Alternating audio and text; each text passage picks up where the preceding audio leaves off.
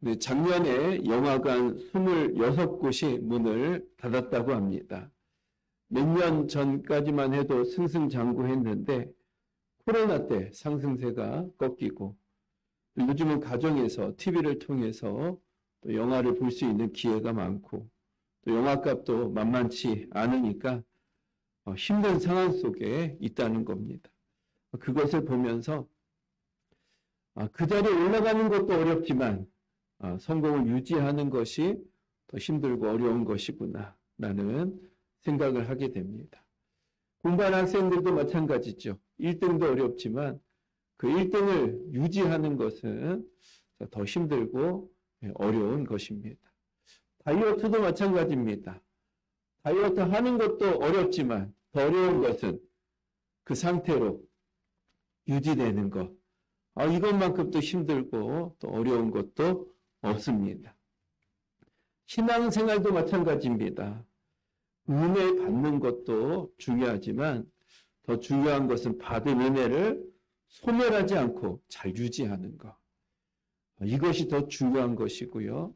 또 이것만큼 또 힘든 것도 없습니다. 이스라엘 백성들 보세요. 하나님께서 구약시대에 많은 기적과 은혜를 주셨습니다. 홍해 갈라주시고 만남의 출하기를 먹여주시고 너무 놀라운 은혜를 주셨는데 안타깝게도 그 받은 은혜를 잘 유지하지를 못했습니다. 사울왕도 마찬가지죠. 이스라엘의 초대 왕으로 겸손하고 또 순수하고 또 신실해서 하나님이 세워주셨습니다. 그런데 다윗과의 관계 속에서 이 마음이 깨어지게 되고 본질적인 사명을 잃어버리고 시간이 지나갈수록 점점 더 하나님의 마음을 아프게 하는 삶을 살아갔던 것을 보게 됩니다. 솔로몬도 비슷합니다. 일천번제를 드리고 성전 건축을 통해서 하나님께 큰 기쁨이 되었던 솔로몬이지만 시간이 지나가면서 자기 자랑, 또 이방 나라를 의지하고 또 여인들에게 또 정욕적인 인생의 삶을 살아가면서 하나님의 마음을 아프게 했던 솔로몬의 모습을 보게 됩니다. 우리가 은혜를 받는 것도 중요하지만 그 받은 은혜를 유지하는 것, 이것이 더 중요하고 또 이것만큼 또 힘들고 어려운 것도 없습니다. 교회도 그럴 때가 있습니다. 유럽 교회, 하나님께서 많은 은혜를 주셨어요. 부흥의 역사가 나타났습니다. 곳곳마다 큰 교회 예배당이 세워졌습니다. 그런데 지금은 그곳에 예배하는 사람들이 없다는 겁니다. 찬송 소리가 들리지 않고 기도하는 소리가 들리지 않는다는 겁니다. 유지가 할 수 없잖아요. 그래서 공연장으로 팔려가기도 하고 식당으로 팔려가기도 하고 심지어 술집으로 팔리는 일들도 있다는 겁니다. 우리 요한계시록에 보면 예수님께서 에베소 교회를 책망하시는데 그 책망 중에 하나가 너희가 처음 사랑을 버렸다라고 안타까워 하십니다. 은혜 받는 것도 중요하지만 더 중요한 것은 받은 은혜를 유지하는 것. 이것이 더욱더 중요한 것입니다. 근데 오늘 본문 18절 말씀 보니까요. 아시아에 들어온 첫날부터 지금까지 내가 항상 여러분들 가운데서 어떻게 행하였는지를 여러분들도 아는 바니. 첫날부터 지금까지. 본문은 사도 바울이 에베소 사역을 마치고 하나님의 명령을 따라 예루살렘으로 가기 전에 에베소에 있는 지도자들을 모아놓고 증언하는 고별 설교입니다. 마지막 소회를 밝히면서 권면을 하는데요. 늘 한결같은 마음으로 주님과 교회를 섬겼음을 사도 바울이 고백하고 있는 겁니다. 첫날부터 지금까지 내가 항상 여러분들 가운데서 어떻게 행하였는지를 여러분들도 아는 바. 사도 바울이 에베소 지역에서 3년 넘게 전도하고 사역을 했었는데요. 사도 바울은 한결같이 꾸준히 뜨거운 그 열정과 믿음이 유지되면서 사명을 감당했습니다. 오늘 본문뿐만이 아닙니다. 디모데후서 4장 6절, 7절 말씀 보니까요. 전제와 같이 내가 벌써 부어주고, 전제는 죽음을 의미하는 겁니다. 죽음. 그러니까 죽기 전에 마지막에 쓴 편지가 디모데서입니다. 이 편지를 쓰는데 사도 바울이 이렇게 고백합니다. 전제와 같이 내가 벌써 부어지고 나의 떠날 시각이 가까워졌도다. 죽음을 의미하는 겁니다. 근데 죽음 앞에서 나는 선한 싸움을 싸우고 나의 달려갈 길을 마치고 믿음을 지켰으니. 사도 바울은 처음 하나님께로부터 받은 은혜, 그 믿음 흔들리지 않았습니다.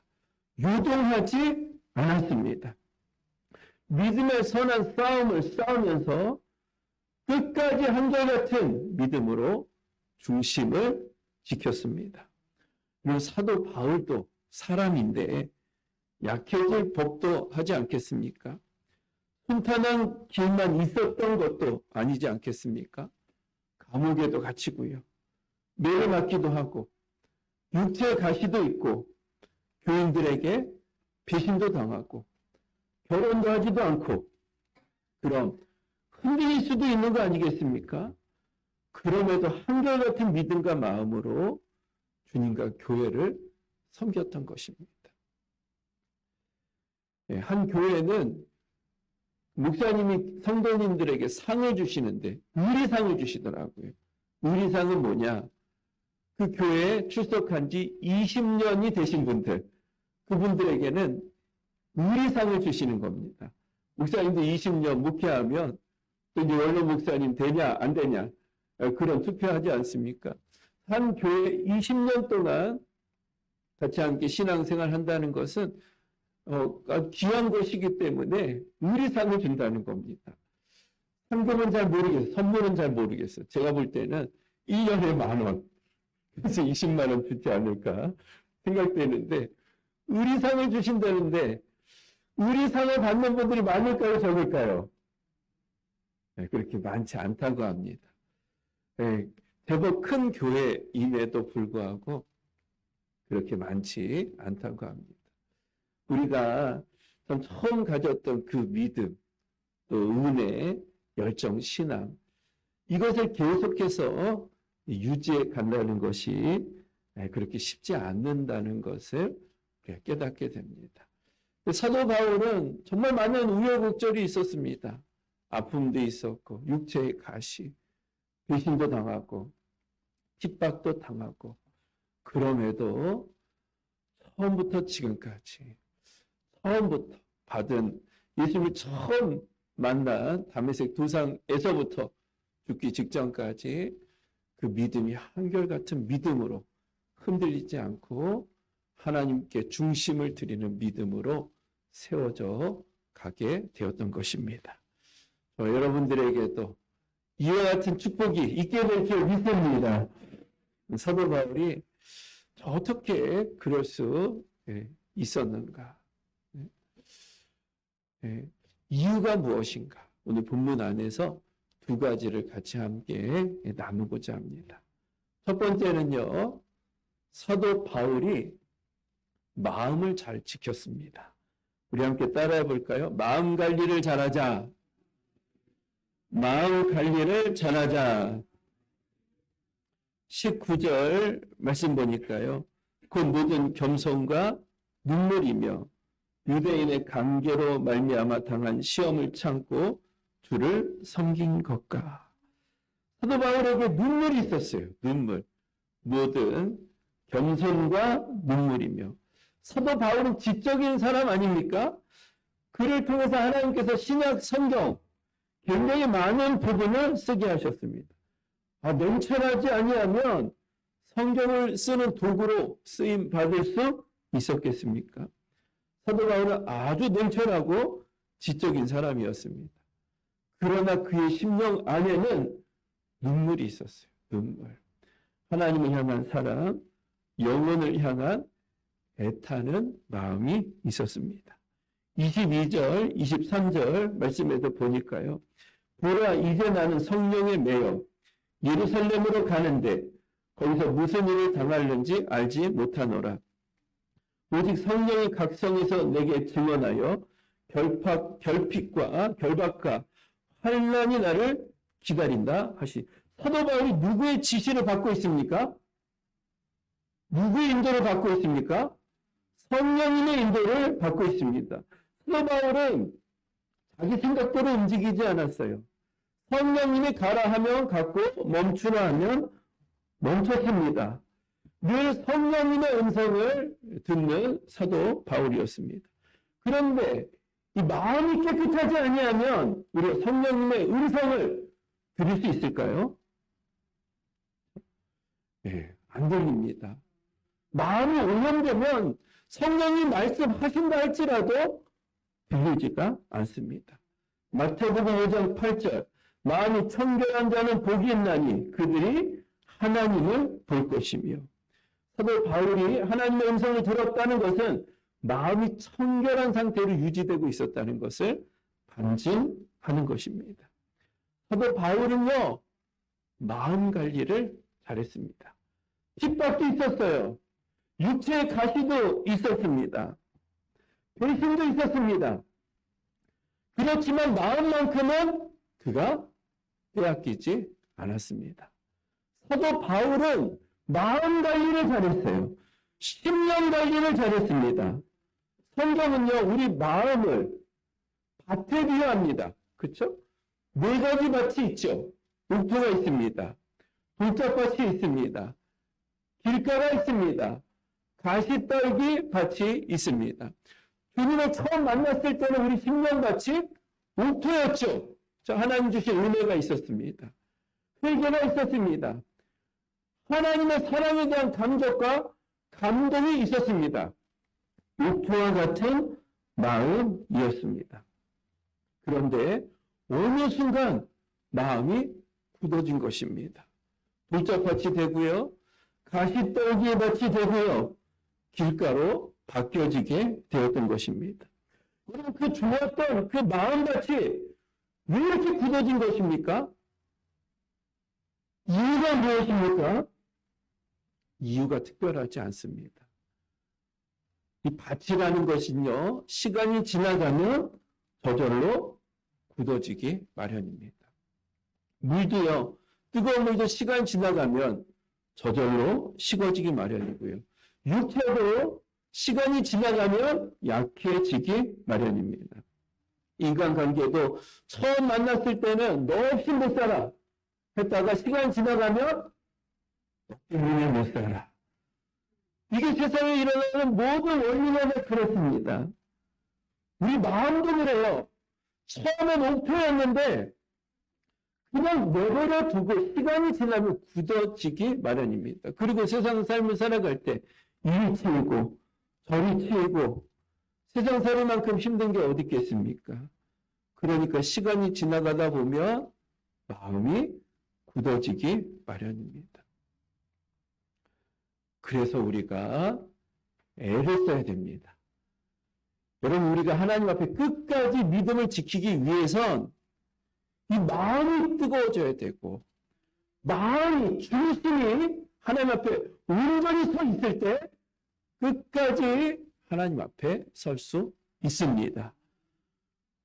그런데 시간이 지나면 굳어지는 겁니다.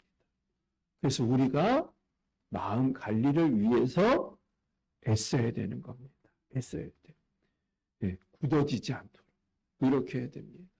우리가 얼굴 관리하기 위해서 애씁니까? 안 합니까? 세수도 해야 되고 또 점도 빼야 되고 화장품도 발라야 되고 우리 얼굴 관리를 위해서 애쓰지 않습니까? 마음도 마찬가지예요. 그 관리하지 않으면 어떻게 되겠어요? 얼굴이 점점 푸석해지고 굳어지지 않겠습니까? 마찬가지로 우리 마음도 그냥 내버려 두면 어쩔 수가 없는 겁니다. 굳어지기 마련인 것입니다. 그러니까 계속해서 마음이 살아야 믿음도 살게 되고 끝까지 승리할 수 있는 겁니다. 우리가 마음을 잘 지켜야 되는 것이고 마음 관리를 잘해야 되는 겁니다. 텃밭을 보세요. 고랑도 있고 이랑도 있고 비닐도 벗겨내니까 추운 겨울 지났음에도 불구하고 너무 예쁜 거예요. 그렇죠? 관리하는 곳은 옥토가 나는 겁니다. 그런데 관리하지 않는 곳은 어떻게 됩니까? 시간이 지나가면 굳어지는 겁니다. 거기에 뭐가 납니까? 잡초가 납니다. 가을 되면 그 잡초가 저 키보다 더 큰 잡초도 있는 것을 보게 됩니다. 우리가 거기다 잡초 씨앗 뿌렸습니까? 잡초가 크게 해달라고 기도했습니까? 어떻게 했죠? 내버려 둔 겁니다. 내버려 뒀더니 땅은 굳어지고 잡초가 무성하게 자라나게 되는 겁니다. 마음도요, 그냥 내버려 두면 굳어지는 겁니다. 잡초가 나는 겁니다. 돌짝밭이 되고 가시떨기가 되고 뭐 그럴 리는 없겠지만 길가처럼 딱딱해서 하나님을 부인하는 자리까지도 나아갈 수도 있는 것입니다. 우리가 정말 끝까지 하나님 앞에 이 믿음 지키기 위해서 마음 관리를 하기 위해서 애써야 됩니다. 어떻게 해요? 기도해야죠. 그렇죠? 기도는 영혼의 호흡이니까 예배 드려야죠. 그렇죠? 온 마음을 다해서 하나님을 예배하고 하나님의 말씀을 배워야죠. 성경 말씀은 생명의 양식이니까 믿음의 교제를 함께 나눠야죠. 오늘 조문 목자가 얘기했던 것처럼 홀로 떨어져 있으면 사자밥이 되는 겁니다. 같이 함께 믿음의 교제를 나눠 가야 하는 것입니다. 그리고 특별히 이렇게 수련회 기회가 있으면 가서 또다시 굳어지는 우리 마음을 갈아 엎어야 하는 것입니다. 부모님, 사모하는 마음 가지고 함께 참여하며 우리 심령이 갈아 엎어지는 은혜가 임해야 되는 것입니다. 그런 시간들이 없으면 굳어지는 거예요. 잡초가 나게 되고 우리의 믿음이 점점 더 첫사랑 속에서 점점 약해지는 일들이 일어나게 되는 겁니다. 목사님, 왜 이렇게 해야 될 게 많습니까? 어쩔 수가 없습니다. 그냥 내버려 두면 굳어지는 겁니다. 잡초가 나는 겁니다.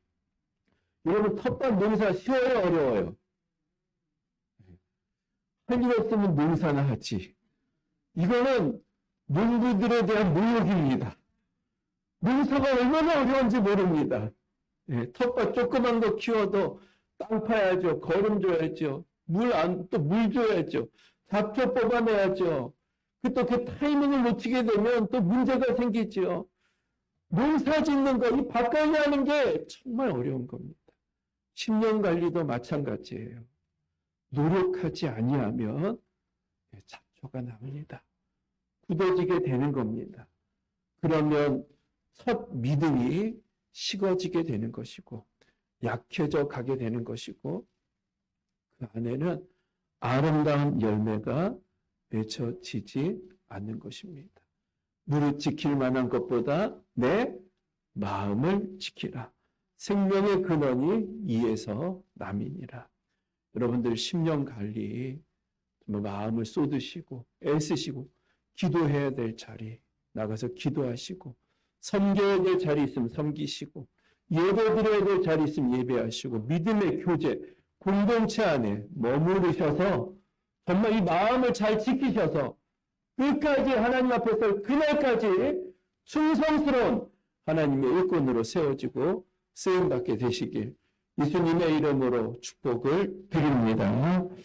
사도 바울이 한결같은 믿음으로 쓰임받을 수 있었던 두 번째 이유는 사명이 있었기 때문입니다. 우리 함께 따라해 볼까요? 사명이 나를 살린다. 사명이 나를 살린다. 19절 말씀 보니까요.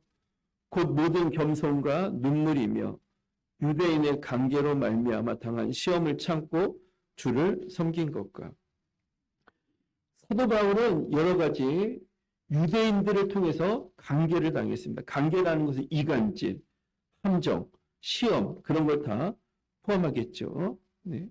사도 바울이 유대인들을 통해서 많은 시험과 또 이간질, 고통을 당했습니다. 그럼에도 사도 바울이 낙심하지 않고 주를 섬겼습니다. 이유가 뭡니까? 21절 유대인과 헬라인들에게 하나님께 대한 회개와 우리 주 예수 그리스도께 대한 믿음을 증언한 것이라. 네, 그렇게 유대인들의 관계가 있었지만 사도 바울은 끝까지 하나님 앞에 서서 믿음의 중심을 잃어버리지 않았습니다. 왜요? 감당해야 될 사명이 있었기 때문입니다. 그 나를 회방하고 나를 이간질하는 그 유대인들에 대한 회개와 그 복음 증언을 위해서 사도 바울은 주저앉아 있을 수가 없었습니다. 힘들고 시험이 닥쳤지만 내가 감당해야 될 사명이 있었기 때문에 사도 바울은 다시 일어났습니다. 24절 말씀에도 보니까요. 우리 같이 함께 읽겠습니다. 시작. 내가 달려갈 길과 주 예수께 받은 사명, 그 하나님의 은혜의 복음을 증언하는 일을 마치려 하면은 나의 생명조차 조금도 귀한 것으로 여기지 아니하노라. 아멘. 사명입니다. 사명이 있으니까 신세한탄하면서 주저앉아 있을 수가 없던 겁니다. 섬기려고 하는 그 사람들을 통해 배신당했습니다. 이간질합니다. 공격하고 함정은 팝니다. 그럼 낙심할 수도 있잖아요. 포기하고 싶은 생각도 있지 않겠습니까? 육체 질병도 있고 여러 가지 아픔도 있는데 이런저런 고통과 아픔이 찾아오는 겁니다. 그럼 포기하고 싶을 때도 있지 않겠습니까? 그렇지만 다시 일어납니다. 다시 힘을 냅니다. 왜요? 사명이 있기 때문에. 사명. 그럼 사명의 축복입니다. 사명이 나를 살리는 겁니다. 손흥민 선수가 축구 경기를 하는데 그 팀이 1대1로 지고 있었어요. 10분 남겨놓고 페널티킥을 얻었습니다. 손흥민 선수가 페널티킥을 찼습니다. 골인 거는 좋았는데 노골. 골을 벗어났어요. 그 손흥민 선수가 자책감이 들어가지고 나 맨날 이것밖에 안 돼. 이렇게 중요한 때 이렇게 맨날 노골 넣고 진짜 팀을 이겨야 되는 이게 뭐냐 이게 뭐야. 너 왜 이 정도밖에 안 돼. 그래서 낙심하고 한숨 쉬고 주저앉아 있을까요? 그런 거 보셨습니까? 아니죠. 노골 돼서 하지만 다시 또 일어나잖아요. 열심히 달려가고 공쫓아가 아니지 않습니까? 왜 그렇습니까? 왜 그래요? 사명이 있기 때문이죠. 꼭 넣어야 된다. 지금 넘어졌지만 포기하면 안 된다. 이겨야 된다. 비겨야 된다. 사명이 있으니까 실패했어도 자책감이 찾아온다 할지라도 그는 낙심해 있을 수가 없는 겁니다. 이런 의미에서 참 목사님들은 하나님께 축복을 받았습니다. 실수할 수도 있고 실패할 수도 있고 넘어질 때도 있고 또 낙심이 찾아올 때도 있지만 목사님은 또 뭐 해야 됩니까? 설교해야 되잖아요. 설교. 그럼 또 일어나야 되잖아요. 그렇죠. 울고만 있으면 안 되잖아요. 한숨만 쉬고 있으면 안 되잖아요. 또 일어나야 되잖아요. 성경을 또 넘기고 말씀을 준비해야 되잖아요. 그러니까 한숨만 쉬고 있을 수 없는 겁니다. 낙심한 상태로 있을 수 없는 겁니다. 또 감당하다 보면 하나님 또 힘을 주시고 은혜를 주시는 겁니다. 사명이 축복이고요. 사명이 나를 살리는 것입니다. 이재철 목사님 일하고 계십니다. 열린문교회 이재철 목사님이 아니고 100주년 기념교회 아주 탁월한 설교가이신데 지금 은퇴하셨고 종종 그 인터넷에도 나오시던데 정말 젊으셨을 때는 아주 탁월한 이 성경 해석, 강의 설교, 대부분의 목사님 서재에 이분의 책이 한 권 정도는 있을 겁니다. 이분이 모태신앙이었는데 모태신앙은 잘하는 사람입니까? 못하는 사람입니까? 이것도 못해, 저것도 못해, 이것도 문제. 그래서 완전히 껍데기만 모태신앙이었습니다. 이분이 그 외대, 영문과, 옛날에는 아주 대단한 과였죠. 거기 졸업하고 출판사를 차렸습니다. 네, 사업도 하고 또 사람 만나야 되니까 술을 너무 좋아했대요. 정말 술 고래였다고 합니다. 친구들하고 술 먹다가 일찍 집에 들어가면 혼자 가지 않고 술 친구들 같이 데리고 가서 술상 봐오라고 해서 술을 먹기도 하고, 사모님이 성악을 전공했대요. 그러면 열심히 또 친구들하고 같이 술 먹다가 또 치기가 올라오면 그 사모님한테 전화해가지고 불러와가지고 거기 막 노래를 시키기, 완전히 제정신이 아니죠. 노래를 시키기도 하고, 그런데도 그 사모님이 싫은 내색을 한 번도 안 하고 거부하지 않고 그렇게 또 부르면 또 가서 또 노래도 하고 했다고 합니다. 이 목사님께서 자, 저 사람은 원래 성품이 참 착한가 보다. 그렇게 태어나길 착한가 보다. 그래서 그래서 하나님 그때 믿지 않아요. 그냥 마음속에 감사한 마음이 있었다고 합니다. 어느 날 밤에도 술 먹고 12시가 되어서 집에 들어가는데, 평소에 술 먹고 들어가면 벨을 누르셨대요. 벨 눌러가지고 그 사모님 깨워서, 여러분 술배랑 밥배랑 다른 겁니까? 그 밥을 차리라고. 밥상 차리라고. 12시가 돼도 밥 차리라고 이렇게 했다고 합니다. 그래서 늘 벨 누르고 그렇게 들어갔다고 합니다. 근데 그날은 주머니에 손을 넣었는데 그 열쇠가 이렇게 만져지더래요. 왠지 그날만큼은 열쇠를 따고 들어가고 싶은 생각이 들었다고 합니다. 열쇠를 따고 들어갔는데 거실은 다 불 꺼져서 껌껌하고, 어머니랑 같이 살고 있었나 봐요. 어머니 방도 껌껌하고, 안방에 갔는데 다 불 꺼져서 껌껌하고, 스탠드만 하나, 스탠드만 켜져 있었다고 합니다. 그 안에는 거기 의자에 앉아서 잠을 자고 있었다고 합니다. 노트가 하나 써 있었는데 노트에 이렇게 물 같은 것이 얼룩 지어져 있었다고 합니다. 그 목사님이 갑자기 그 글을 한번 읽어봐야겠다라는 그런 마음이 들었다고 합니다. 그 글을 읽는데 이런 글이 쓰여져 있었다는 겁니다.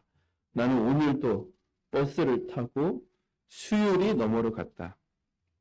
시골길을 옛날이니까 하염없이 걸으면서 오늘도 역시 어김없이 죽음을 생각했다. 약을 먹고 죽을까? 손목을 그어 죽을까? 그러나 그것은 내가 취할 길이 아니었음을 나는 다시 한 번 더 확인하고 되돌아왔다. 나를 살리기 위해 십자가에서 죽으신 주님께서 주님의 뜻을 위해 내게 준 남편이므로 나는 사랑해야만 한다. 나는 할 수 없지만 주님께서 사랑하라 명령하심으로 나는 사랑해야만 한다. 주님 도와주세요. 나의 약함을 주님께서 잘 아시잖아요. 은혜를 베풀어 주세요. 이런 글이 쓰여져 있었다고 합니다. 목사님이 그 글을 읽는데 귀와 가슴에서 북소리가 쿵쿵 들리는데 그렇게 큰 소리가 들린 적이 없었다고 합니다. 성경이나 설교 시간이나 사랑이라는 말은 들었지만 문자로만 듣고 보았지 실천하는 사람을 본 적이 없었기 때문에 충격을 받았다는 겁니다.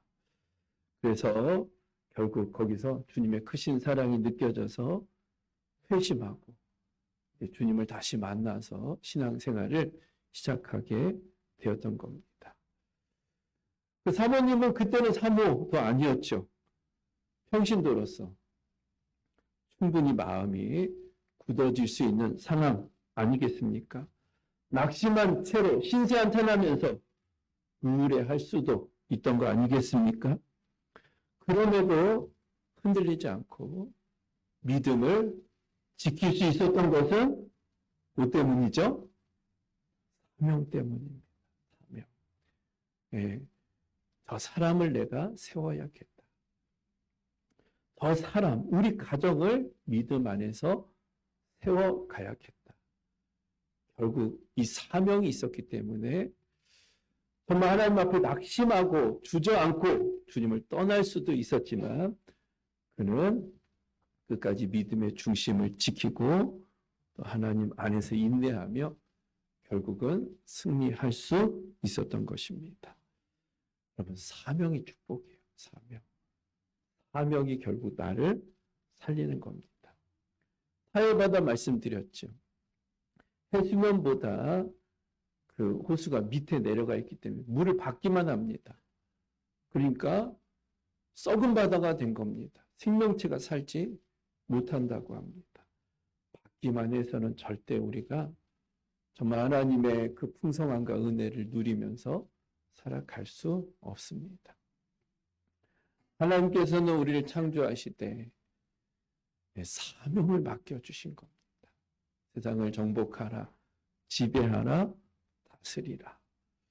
왜요? 사명을 감당할 때 진정한 기쁨이 있는 것이고 행복이 있는 것이고 우리 심령이 뜨거워지게 되는 것이고 또 끝까지 믿음으로 승리하는 삶을 살아갈 수 있는 것입니다. 주님께 받은 사명, 그 하나님의 은혜의 복음을 증언하는 일을 마치려 하면은 나의 생명조차 조금도 귀한 것으로 여기지 아니하노라. 또 바울 안에 이 사명이 있었던 겁니다. 그러니까 배신도 그를 무너뜨릴 수 없었습니다. 육체의 가시도 그를 무너뜨릴 수 없었습니다. 핍박과 환난도 그를 무너뜨리게 하지 못했습니다. 사명이 있는 사람이 결국은 끝까지 남는 겁니다. 사명이 있는 사람이 우리 하나님의 은혜와 축복을 누리면서 정말 이 사단 마귀와의 영적 싸움에서 끝까지 승리하는 아름다운 열매를 맺어 갈 수 있는 것입니다. 사명이 없으면 서서히 굳어져 갑니다. 서서히 굳어져 갑니다. 예. 개구리가 이 미지근한 물에 들어갔는데 조금씩 뜨거워지면 서서히 죽어가잖아요. 우리 신앙도 사명이 없으면 점점 약해져 가고 점점 말라져 가고 죽어가게 되는 것입니다. 사명이 있을 때 우리 심령도 뜨거워지게 되는 것이고 사명이 있을 때 믿음도 뜨거워지게 되는 것이고 끝까지 승리할 수 있습니다. 저는 요즘 참 이 건강한 교회를 세워야 된다. 건강한 목장, 가정교회, 아름다운 공동체를 세워가야 된다. 너무 피곤하지만 저 이제 생명의 삶도 해야 되고 새로운 삶도 해야 되고 태격절 기도회도 해야 되고 또 요즘 보니까 어린이 상권도 어린이 생명의 삶도 가르쳐 주신다고 하더라고요. 어린이 생명의 삶도 내가 배워가지고 와서 우리 어린아이들 생명의 삶 가르쳐야겠다. 이런 마음들이 그냥 멈추고서 내 마음이 정말 기쁜 겁니다. 뜨거운 겁니다.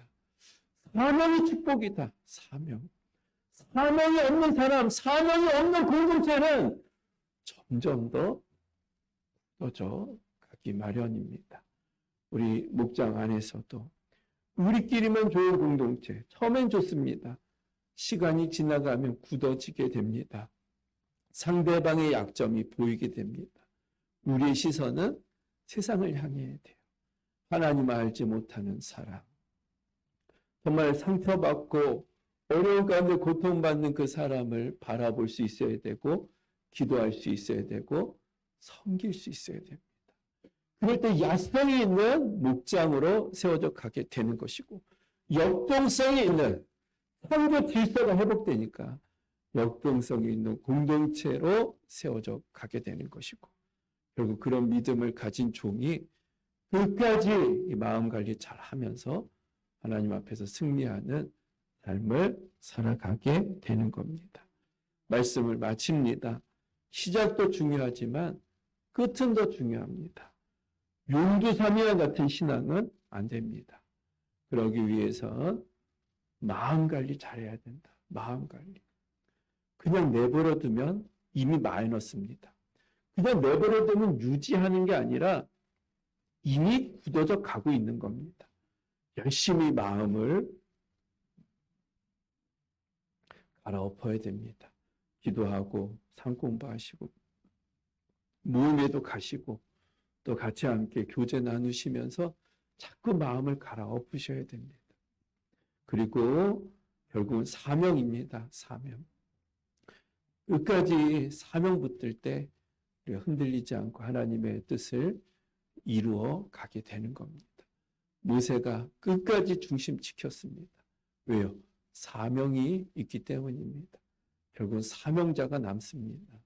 사명 부여잡고 주의 길 가셔서 정말 이 첫 믿음 끝까지 유지하면서 하나님께 또 상을 받고 칭찬받는 저와 여러분들 되시길 예수님의 이름으로 축복을 드립니다.